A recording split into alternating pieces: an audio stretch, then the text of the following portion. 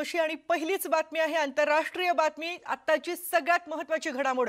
संपूर्ण जगाचं लक्ष ज्या निवडणुकीकडे लागलेलं आहे त्या निवडणुकीसाठीचं मतदान काही वेळात सुरू होतंय। जगातली सगळ्यात जुनी लोकशाही असलेल्या अमेरिकेमध्ये आज राष्ट्राध्यक्ष पदासाठीच्या निवडणुकीसाठी मतदान होतंय। भारतीय प्रमाण वेळेनुसार दुपारी 3:30 वाजता या मतदानाला सुरुवात होईल। अमेरिकेत तिथल्या स्थानिक वेळेनुसार सकाळी 6 ते रात्री 9 वाजेपर्यंत मतदान होणार आहे।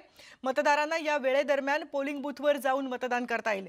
रात्री 9 नंतर ही प्रक्रिया मतदानाची थांबेल। त्यानंतर मात्र पोस्टल किंवा तिथे जाऊन असं कोणतेही मतदान करता येणार नाही। यंदाची निवडणूक अतिशय अटीतटीची होईल असा अंदाज निवडणूक तज्ञांनी व्यक्त केलेला आहे।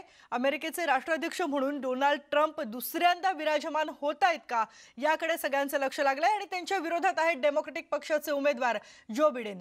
बिडेन हे बराक ओबामा राष्ट्राध्यक्ष असताना उपराष्ट्राध्यक्ष होते। निवडणूक प्रचारामध्ये कोरोनाचा संसर्ग, वर्णद्वेष, अर्थव्यवस्था, परराष्ट्र धोरण या मुद्द्यांवर या दोघांमध्ये चांगलीच खडाजंगी झाली होती। अमेरिकेच्या राज्यघटनेनुसार नोव्हेंबर महिन्याच्या पहिल्या सोमवारनंतर येणाऱ्या मंगळवारी राष्ट्राध्यक्ष पदाची निवडणूक घेण्यात येते। राष्ट्राध्यक्ष पदाचे उमेदवार डोनाल्ड ट्रम्प आणि जो बिडेन यांनी प्रचाराचा धडाका लावला होता। संपूर्ण जगाचं लक्ष अमेरिकेच्या या निवडणुकीकडे लागलंय। अर्थातच या निवडणुकीचा परिणाम फक्त अमेरिकेतच नाही तर संपूर्ण जगावर दिसून येतो आणि त्यामुळेच अमेरिकेचे अध्यक्ष कोण होतं यावर जागतिक राजकारण सुद्धा अवलंबून असतं। आपल्या सोबत आहेत आंतरराष्ट्रीय घडामोडींचे अभ्यासक शैलेंद्र देवळाणकर। देवळाणकर सर, सगळ्याच जगाचं लक्ष आज एकाच ठिकाणी आहे, ते म्हणजे अमेरिकेच्या राष्ट्राध्यक्ष पदाच्या या निवडणुकीसाठी। दोन्हीही उमेदवार आहेत, त्यांनी अगदी शेवटच्या क्षणापर्यंत प्रचंड चुरशीने सगळा प्रचार केलेला आहे। तुमचा काय अंदाज आणि या निवडणुकीचा भारतावर कसा परिणाम होतो? आपण नक्कीच ही जगामध्ये अत्यंत महत्त्वाची घडामोड आहे आणि संपूर्ण जगाचं लक्ष या घडामोडीकडे लागलेलं आहे। कारण अमेरिकेचा राष्ट्राध्यक्ष कोण होतं याचा परिणाम हा आंतरराष्ट्रीय राजकारणावरती होत असतो।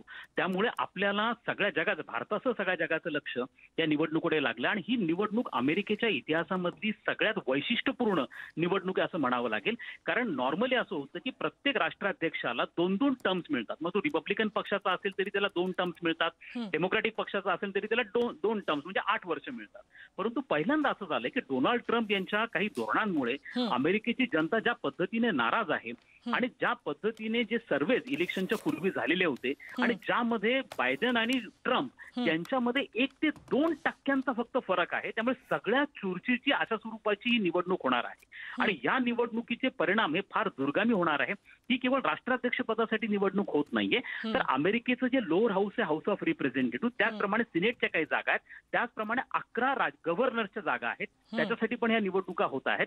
त्यामुळे या निवडणुका अत्यंत परिणामकारक अशा स्वरूपाच्या होणार आहेत। दोघांचाही प्रचार फार मोठा होता। यावेळेला प्रचारामध्ये कोरोनाचा प्रश्न होता, अमेरिकेच्या अर्थव्यवस्थेचा प्रश्न होता, अमेरिकेमधल्या वांशिक दंगलींचा प्रश्न होता, अमेरिकेचं चीन बरोबरचं धोरण याच्या संदर्भातलं होतं आणि दोघांनी पण आपापल्या परीने मोठ्या प्रमाणावरती प्रयत्न केलेले आहेत। आता बघायचं आहे की निवडणुकीचा निकाल काय येतो आणि मुख्य म्हणजे आपण भारतावर काय परिणाम होईल। तर या बाबतीमध्ये एक गोष्ट मात्र फार महत्वाची आहे की अमेरिकेमध्ये राष्ट्राध्यक्ष मग तो रिपब्लिकन पक्षाचा असो किंवा डेमोक्रॅटिक पक्षाचा असो, भारताबरोबरचे संबंध येत्या काळात देखील सुधारलेलेच आपल्याला दिसणार आहेत। कारण अमेरिकेला सध्या भारताची मोठ्या प्रमाणावरती गरज आहे।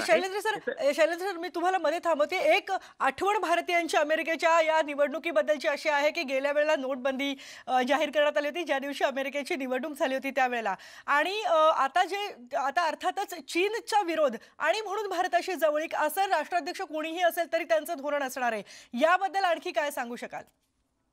यावेळेचा आर्थिक बाजू अत्यंत महत्वाची, जसं आपण बोललात, ही आर्थिक बाजू यासाठी आहे की आता कोरोनामुळे जी ग्लोबल सप्लाय चेन आहे ती पूर्णपणे डिस्टर्ब झाली आहे। अमेरिका आपल्या सगळ्या रॉ मटेरियलच्या सप्लायसाठी चीनवरती कमालीचा विसंबून होता, परंतु आता चीनकडनं ते रॉ मटेरियल मिळत नाही। अमेरिकेला आता चीनवरचं आपलं परावलंबित्व काढायचं आहे आणि त्यासाठी त्यांनी भारताची निवड केलेली आहे। त्यामुळे भविष्यामध्ये चीनला पर्याय म्हणून भारताकडे पाहिलं जात आहे। त्यामुळे आर्थिक दृष्टिकोनातून देखील अमेरिकेला भारताची गरज आहे आणि सामरिक दृष्टिकोनातून ज्या पद्धतीचं चीनचं आव्हान वाढत आहे, मग आशिया प्रशांत क्षेत्र असेल, दक्षिण चीन समुद्र असेल, दक्षिण आशिया असेल, या सगळ्या ठिकाणी चीनला काउंटर करण्यासाठी त्यांना भारताची मोठी गरज राहणार आहे. त्यामुळे जरी बायडेन झाले तरी बायडेननी पहिलेच सांगितलंय की भारत आणि अमेरिका, भारत ही जगाची सगळ्यात मोठी लोकशाही आहे, अमेरिका सगळ्यात जुनी लोकशाही आहे, आमचे डेमोक्रॅटिक व्हॅल्यूज आहेत, त्यामुळे आम्ही एकत्र काम करणार. आणि ट्रम्प आले तर ट्रम्प बरोबर ती नरेंद्र मोदींची पर्सनल केमिस्ट्री खूप चांगली आहे, त्यांच्याबरोबर काम करण्याची आपल्याला सवय आहे, त्यामुळे आपल्याला फारसा अवघड जाणार नाही.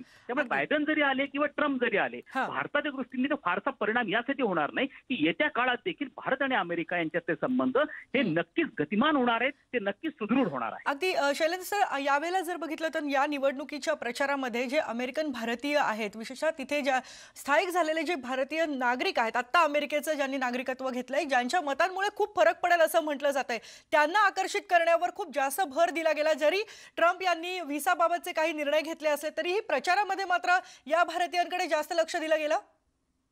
ते नक्कीच आहे. याचं कारण असं आहे की आजच्या घडीला जवळपास भारतीय जे अमेरिकेमध्ये स्थायिक झालेले आहेत त्यांची संख्या 42 लाख आहे आणि या 42 लाखांपैकी साधारणतः 17 लाख हे मतदार आहेत आणि त्यांची मेजॉरिटी 8 मतदारसंघामध्ये फार मोठी आहे आणि हे 8ही मतदारसंघ जे आहेत ते खूप निर्णायक अशा स्वरूपाचे ठरणार आहेत. त्याचप्रमाणे हे जे भारतीय आहेत ते कमालीचे श्रीमंत आहेत, त्यांचा पर कॅपिटा इन्कम हा जवळपास $83,000 एवढा आहे. त्यामुळे यांच्याकडनं इलेक्ट्रल फंड म्हणजे पार्टी फंड हा मोठ्या प्रमाणावरती दिला जातो, मग तो रिपब्लिकन पक्षाला असेल किंवा डेमोक्रॅटिक पक्षाला असेल. आणि त्याचप्रमाणे यावेळेला कमला हॅरिसन असतील, त्यांना देखील निवडणुकीमध्ये आणल्यामुळे, तसंच राज्यपालाच्या पदासाठी निक सारखे असतील की अनेक अशा भारतीय आहेत की ज्यांना येत्या काळामध्ये मोठ्या प्रमाणावरती प्रतिनिधित्व दिलं जाईल. आणि याचं कारण असं आहे की भारताबरोबर संबंध सुधारणं हा तर महत्वाचा मुद्दा आहेच आहे, परंतु तिथले भारतीय हे अनेक क्षेत्रांमध्ये प्रभावी असल्यामुळे त्यांना आपल्याकडे आकर्षित करण्यासाठी दोन्ही राष्ट्राध्यक्षांमध्ये आणि दोन्ही पक्षांमध्ये कमालीची चुरस आणि स्पर्धा आहे असं आपल्याला म्हणावं लागेल. अगदी शैलेंद्र सर, खूप अनेक पैलू आहेत या सगळ्या निवडणुकीला आणि त्याच्या जगावर होणाऱ्या परिणामांकडे सुद्धा सगळ्यांचं लक्ष लागलंय. धन्यवाद आतापर्यंतच्या या सगळ्या विश्लेषणाबद्दल. जगातली सगळ्यात मोठी लोकशाही असलेल्या, जुनी लोकशाही असलेल्या अमेरिकेमध्ये आता मतदान काही वेळात सुरू होत आहे आणि अर्थातच याचे जागतिक मार्केटवर परिणाम होणार आहेत, जागतिक बाजारपेठेवर परिणाम होणार आहेत आणि त्याचप्रमाणे आंतरराष्ट्रीय संबंधांवर, आंतरराष्ट्रीय राजकारणावर सुद्धा महत्त्वाचे परिणाम होणार आहेत आणि आम्ही प्रत्येक अपडेट तुमच्यापर्यंत पोहोचवत राहणार आहोत. But there's never been anything like this in terms of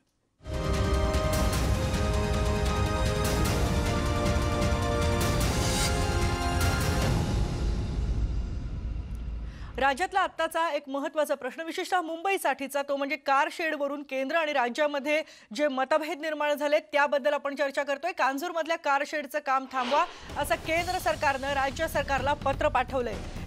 MMRDAला काम थांबवण्याचे आदेश द्या असं केंद्र सरकारनं हे पत्र पाठवलेलं आहे. कारशेडचं काम केंद्र सरकारच्या हिताच्या विरोधात आहे असं केंद्र सरकारचं म्हणणं आहे. कांजूरची जी जागा 102 एकरची जागा आहे, जिथेही कारशेड उभारण्याचं काम सुरू होतंय, ती 102 एकर जागा केंद्राची असल्याचा दावा केंद्र सरकारनं केलाय. कांजूरच्या या जागेवरून राज्य विरुद्ध केंद्राचा संघर्ष आता जास्त पेटलेला आहे. मात्र राज्य सरकार सुद्धा आपल्या भूमिकेवर ठाम आहे. आम्ही काम थांबवणार नाही, मिठागराची जागा राज्य सरकारचीच आहे असं राज्याचं म्हणणं आहे आणि ठाकरे सरकार या भूमिकेवर ठाम आहे. आपल्याला माहिती आहे की आरे कॉलनीमधून कारशेड हलवून कांजूर मागला ही कारशेड आता शिफ्ट करण्यात आली होती आणि त्यानंतर इथे काम सुद्धा आता सुरू झालेलं होतं. मात्र या MMRDAला काम थांबवण्याचे आदेश दिल्याचं सरकारनं म्हटलेलं आहे आणि किरीट सोमय्या भाजपचे नेते काय म्हणतात याबद्दल पत्रकार परिषद ते घेत आहेत ते ऐकूया.